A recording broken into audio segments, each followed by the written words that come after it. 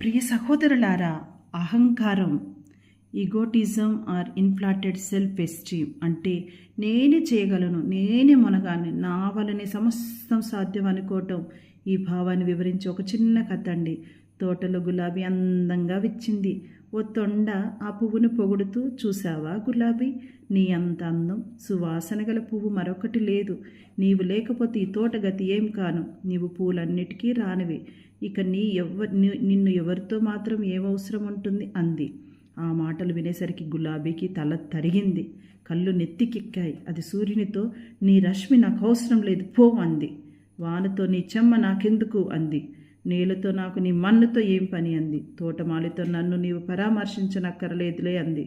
కానీ వెలుగు, గాలి, నీరు, మన్ను, తోటమాలి లేకపోయేటప్పటికి అందమైన గులాబీ వాడి రాలిపోయిందండి. కొంచెం వృద్ధిలోకి రాగానే అలుపులు నిక్కినిల్లి విర్రవీగుతుంటారు. నేనెంతటి వాడిని అనుకోవటం పతనానికి తొలిమెట్టు. సామెతలు 16:18.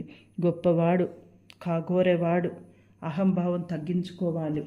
ఓ పిచ్చుక నేల మీద వెల్లకిల పడుకొని 2 కాళ్ళు పైకెత్తి ఉంది. ఆ దారిని వెళ్ళి ఓ కోయిల, హలో, ఏం చేస్తున్నావని అడిగింది. వానికి పిచ్చుక, ఏమీ లేదు బ్రో, నా 2 కాళ్ళతో ఆకాశాన్ని మోస్తున్నానని గొప్పలు పోయింది. పక్కనే ఉన్న చెట్టుకాయ రాలేటప్పుడు తుర్రుమంది.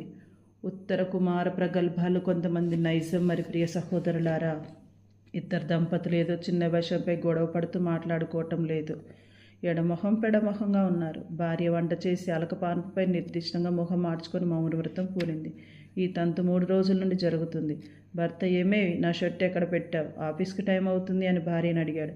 వెంటనే భర్తతో, చూసారా, మీరే ముందు నాతో మాట్లాడారు, నేను కాదు, తప్పు మీద ఒప్పుకున్నట్లేగా అంది. భర్తకి ఏమీ అర్థం కాలేదు. అవునండి, మనం 3 రోజులుగా మాట్లాడుకోవటం లేదు కదా అంది. దానికి భర్త, హో, అదెప్పుడో మర్చిపోయాను, మనం బాగానే ఉన్నామని అనుకున్నానే అన్నాడు ఆశ్చర్యంగా. అహం అశాంతికి మూలం. అశాంతి వలన అనారోగ్యం. అహం దావనలంగా మనలో నుంచి మంచిని దహిస్తుంది. మంచివారిని, స్నేహితులను దూరం చేసుకుంటాం, శత్రువులను పెంచుకుంటాం. అహం వల్ల మనకు చేకూరేది స్వల్పం, నష్టం, అనర్థం అపారం. ఆదాము అవ్వలో దేవుని కంటే గొప్పవారైపోతామనే భావన వారి పతనానికి దారితీసింది. ఆదికాండం 3వ అధ్యాయం. మనిషి అహంభావానికి నిలువటద్దం. బాబేలు గోపురం, ఆదికాండం 11వ అధ్యాయం. గొలియాతు పతనం, 1 సాముయేలు 17వ అధ్యాయం. దేవుడిచ్చిన బలానికి, ఓ గొప్పదానికి తానే కారణమని భావించి వ్యసనపరుడై ఫిలిస్తీన్ల చేజిక్కి బందీ అయి గుడ్డివాడై పతనమయ్యాడు సంసోను. కావున ప్రియ సహోదరులారా, మౌనంగానే ఎదగమని మొక్క నీకు చెబుతుంది. ఎదిగిన కొద్ది వదగమని అర్థం అందులో ఉంది. కావున నిండుకుండ తొనకదు, నిండు కాసిన చెట్టే అణిగి ఉంటుంది.